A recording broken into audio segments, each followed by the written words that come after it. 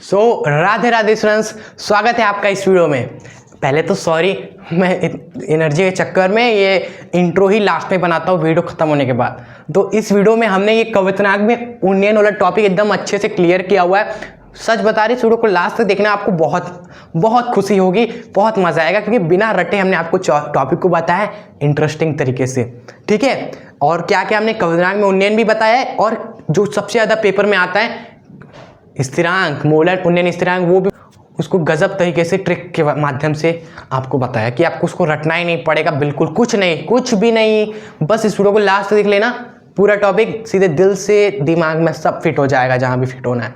ठीक है, एंड बस इतना ही कह सकता हूँ। डिजिटल बोर्ड नहीं है मेरे पास, कोई दिक्कत नहीं, लेकिन जो टॉपिक्स है ना, जो कंटेंट मैं आपको दे रहा हूँ चीज़ों से रिलेटेड, दैट्स मैटर, और वो एकदम बेस्ट मैं आपको दे रहा हूँ, जो आपको बहुत कम जगह मिलने वाला है। इस वीडियो को लास्ट देखिएगा। अब मैं कुछ नहीं कह सकता, अब आप ही इस वीडियो के बारे में देख लीजिए और बता दीजिए कैसा लगा आपको। ठीक है, जरूर करिएगा। देखिए स्टूडेंट्स, कवितनाक में उन्नयन क्या है भाई? कवितनाक मतलब आप सभी जानते हैं कि यार, जब हमारा कोई चीज़, कोई विलयन है या कोई द्रव है, उसको गर्म किया और वो वाष्प में बदलने लग गया, तो वो कवितनाक होता है, वो टेम्परेचर कवितनाक होता है, सभी को पता है। एंड उन्नयन का मतलब स्टूडेंट्स ये भी पता होना चाहिए, उन्नयन मतलब होता है वृद्धि हो जाना। ठीक है, तो बस इसी नाम से हम डिफाइन कर देंगे, बस थोड़ा सा विलयन वगैरह बना दें, जो हर एक टॉपिक में बना ही रहे हैं, क्योंकि भाई विलयन बिना काम चलेगा नहीं। तो हमने सबसे पहले बना दिया एक विलायक। ठीक है, पहले विलायक हमने बनाया, क्योंकि भाई विलयन कैसे बनेगा, पहले विलायक रहेगा और उस विलायक में कुछ मिलाएंगे और मिलाने के बाद कुछ तैयार होगा। ठीक है, तो हमने ले लिया विलायक। ठीक है, और इस विलायक में हम कुछ मिला दे रहे हैं, विलय मान लो मिला दिया, और विलय मिलाने के बाद स्टूडेंट्स तब तैयार होगा हमारा क्या, विलयन। ठीक है, तो मान लो इसमें हमने कर दिया नीला, और जो हमने मिलाया उसको लाल से दिखा देते हैं। ठीक है स्टूडेंट्स, तब हमारा तैयार हो गया ये विलयन स्टूडेंट्स। ठीक है,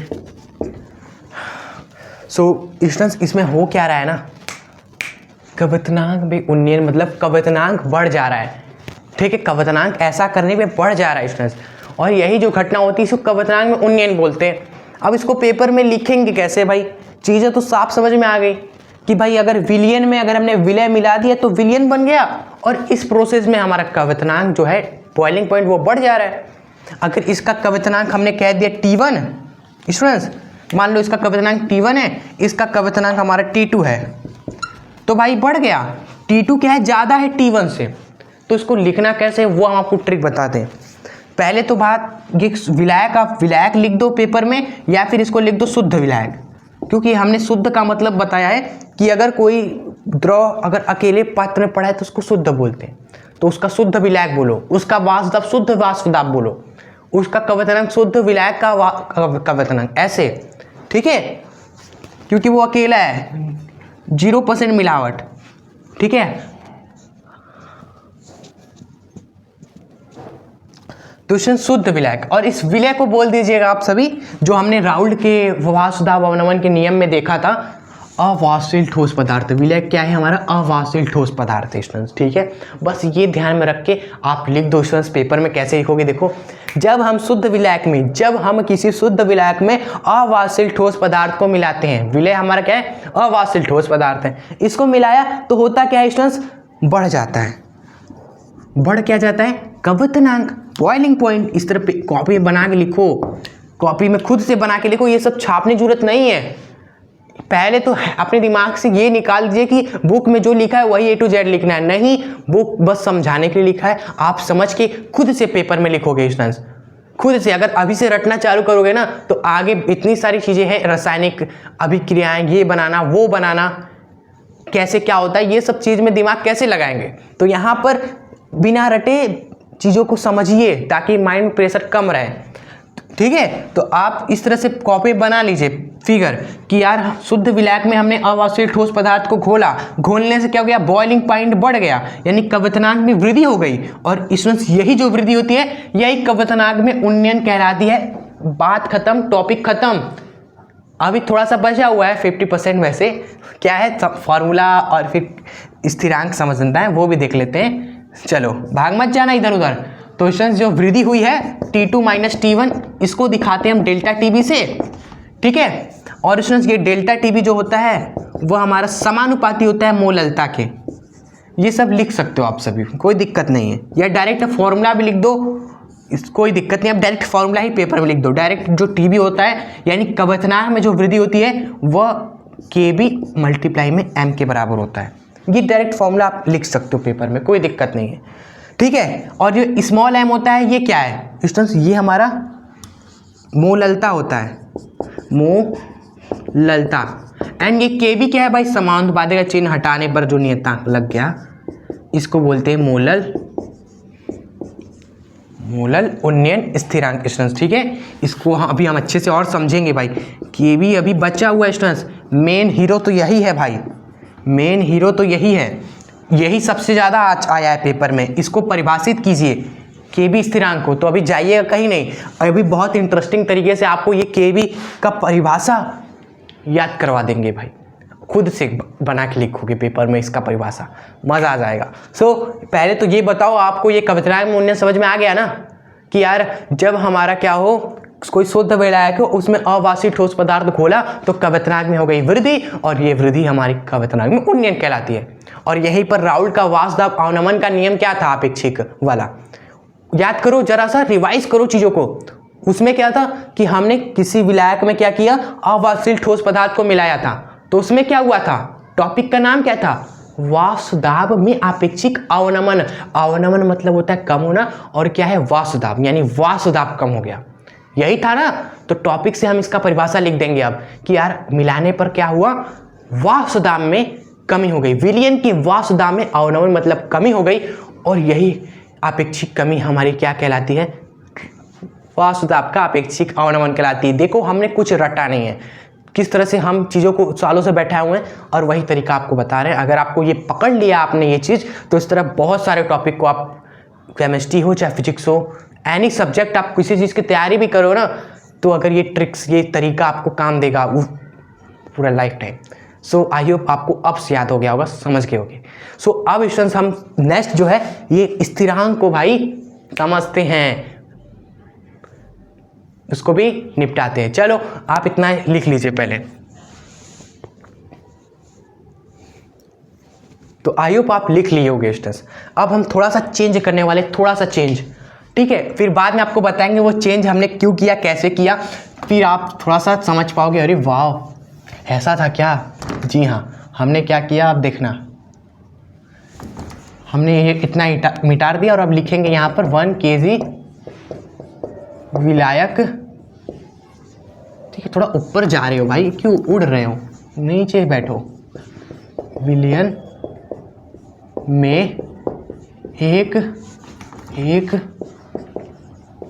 मोल अवाष्पित ठोस पदार्थ विलायक पर ये और इसको बोलते हैं हम स्टूडेंट्स, यही जो होता है ये KB यानी कि शॉर्ट में हमने लिख दिया मोलर उन्नयन स्थिरांक बोलते हैं, ठीक है। अभी लिखवा देते हैं, टेंशन नको, ठीक है। तो अभी तो आप समझ नहीं पाए होगे कि हमने क्या कर दिया, अभी समझ जाएंगे। समझना चाहते हैं ना, जस्ट 2 मिनट दीजिए, इसको इरेज करके आपको अच्छे से बताते हैं एकदम। चलो तो सबसे पहले तो स्टूडेंट्स आप ये लिख लीजिए KB का नाम क्या है भाई, नाम तो जान लो उसको समझने से पहले। KB का नाम लिख लीजिए, इसको बोलते हैं मोलल उन्नयन स्थिरांक। नाम आपने देख लिया क्या है इसका, चलो क्लियर है। अब स्टूडेंट्स हमने ये परिभाषा कैसे लिख दिया वो आपको समझाते हैं। हमें किसका परिभाषा लिखना है, इसी का लिखना है ना, कि यार ये चीज़ क्या है, इसका परिभाषा क्या है बताओ, तो यही लिखना है ना। आइए अभी इसका परिभाषा निकाल देते हैं भाई। फॉर्मूला क्या है, फॉर्मूले से निकलेगा ना, फॉर्मूले से ही निकलेगा भाई। इसी फॉर्मूले में तो KB है और कहीं KB है ही नहीं, तो हम कहाँ से KB के बारे में क्या है जाने, यहीं से पता चलेगा। इसमें हमने क्या किया ना, एक एक्सपेरिमेंट करते हैं भाई, केमिस्ट्री में एक्सपेरिमेंट करना तो बनता है। m की जगह पर 1 रख दिया हमने, ठीक है। एक्सपेरिमेंट करते हैं, तो एक्सपेरिमेंट करने से क्या मिला कि यार m 1 रखना है। अच्छा क्या मिलेगा, ये मिलेगा। यही तो हमें चाहिए स्टूडेंट्स कि KB आखिर है क्या। KB जो है ना हमारा डेल्टा TB के बराबर है। अब डेल्टा TB तो आपको पता है ना क्या होता है, ये होता है कवथनांक में वृद्धि, कवथनांक में होने वाला उन्नयन। जो कवथनांक में वृद्धि है स्टूडेंट्स, विलयन के कवथनांक में होने वाली वृद्धि, यही तो क्या थी, ये थी, यही था ना KB डेल्टा TB, यही था। लेकिन एक कंडीशन लगाने के बाद ना ये चीज़ आया, इसको 1 करना पड़ा, तब जाकर KB जो है वो डेल्टा TB बराबर हुआ है ना। तो स्टूडेंट्स यहाँ पर KB तो समझ में आ गया क्या है, कवथनांक में होने वाली विधि है। लेकिन एक कंडीशन यहाँ पर लगाना पड़ा, जब मोललता 1 हो स्टूडेंट्स, ठीक है। तो स्टूडेंट्स मोललता 1 कब होती है, अब ये हमें देखना होगा। मोललता का यहाँ पर एक फॉर्मूला होता है, आपने पढ़ा होगा तो मज़ा आ जाएगा आपको समझ के कि यार मोललता तो हमारी होती है मोलों की संख्या बटे में विलायक का भार। हाथ जोड़ के कह रहे हैं, आपने नहीं पढ़ा तो जाके ये सब समझ लीजिएगा, तब आपको पढ़ने में आगे मज़ा आएगा, ठीक है। तो स्टूडेंट्स मोललता का यही फॉर्मूला होता है कि मोलों की संख्या विलय की, विलय यही है हमारा, और विलायक जो है उसका भार किलोग्राम में। तो स्टूडेंट्स मोललता 1 कब होगी स्टूडेंट्स, 1 तब होगी जब ये भी 1 हो और ये भी 1 हो, मोलों की संख्या भी 1 ही हो और भार भी विलायक का 1 ही हो स्टूडेंट्स। तब स्टूडेंट्स जो आपका कवथनांक में होने वाली वृद्धि है स्टूडेंट्स, आपकी मोलल उन्नयन स्थिरांक कहलाती है। खत्म आपका परिभाषा। देखो कितना इसी तरीके से आ गया, जब मोलों की संख्या भी 1 हो, भार भी 1 हो, तब कवथनांक में जो वृद्धि होती है विलयन के, वही आपका मोलल उन्नयन स्थिरांक कहलाता है। परिभाषा आ चुका है आपके सामने, और यही चीज़ तो हमने लिखा है यहाँ पर इरेज करके। विलायक जो था, सॉरी विलायक जो है, यहाँ पर विलायक करना था, चलो इसको विलायक कर देते हैं। जो विलायक है ना, इसको हमने 1 किलो कर दिया क्योंकि यहाँ पर कंडीशन में है, और जो विलय है हमारा अवाष्यिक ठोस पदार्थ, इसकी मोलों की संख्या 1 कर दी। फिर सब कुछ सेम टू सेम, तब जो हमारा विलयन के कवथनांक में होने वाली वृद्धि है वो अब कवथनांक में उन्नयन नहीं, ये कहलाएगी भाई, वो अब स्टूडेंट्स आपका KB यानी कि मोलल उन्नयन स्थिरांक कहलाती है। तो स्टूडेंट्स ये रिश्ता यही कहलाता है आपका। मज़ा आ गया ना, आना ही था। सो आइए अब आपको आप समझ में आ चुका होगा पूरा टॉपिक। इसी तरह कवथनांक में, इसी तरह हिमांक में, अवनमन वाले टॉपिक में सेम टू सेम हम आपको कराएंगे। उसमें भी आप जब देखोगे तो आप बहुत आसान लगेगा। एंड आई होप आपको समझ में आया। अगर दिल से बताना, अगर आपको समझ में आया कमेंट में बताना भाई, हमें नहीं यहाँ पे सुनाई दे रहा है, आप कमेंट में कमेंट्स करना प्यारे से, ठीक है। और अगर पसंद आई हो तो उसको लाइक जरूर करिएगा। एंड जितने भी सारे इंपॉर्टेंट टॉपिक्स कवर कर रहे हैं, अगर आपसे कुछ भी छूट गया है तो आप सीधे प्लेलिस्ट में जाकर विजिट कर लेना केमिस्ट्री क्लास 12 2027 का, उसमें आपको मिल जाएगा। आप अच्छे से बिना रटे हर एक इंपॉर्टेंट टॉपिक्स पढ़ सकते हो, ठीक है। और आपसे बस मेरी यही फीस है कि इस वीडियो को लाइक करें, शेयर करें, कमेंट्स करें, इस प्लेलिस्ट को, इस चैनल को अपने दोस्तों के बीच शेयर करें। ज़्यादा से ज़्यादा आप शेयर कर सकते हो, ग्रुप्स वगैरह, व्हाट्सअप, जहाँ पर भी फैलाना है, इंस्टा स्टोरी लगा दो, जो करना है करो, बस इस फीस को जरूर पे करिएगा, ठीक है। शेयर करिएगा विथ योर फ्रेंड्स जो 12th में है। एंड अगर आप नए हो तो दिल से जरूर जुड़ जाइएगा सब्सक्राइब करके इस चैनल को, और बेल आइकन ऑन कर लीजिएगा जिससे आने वाली वीडियोस आपसे मिस ना हो।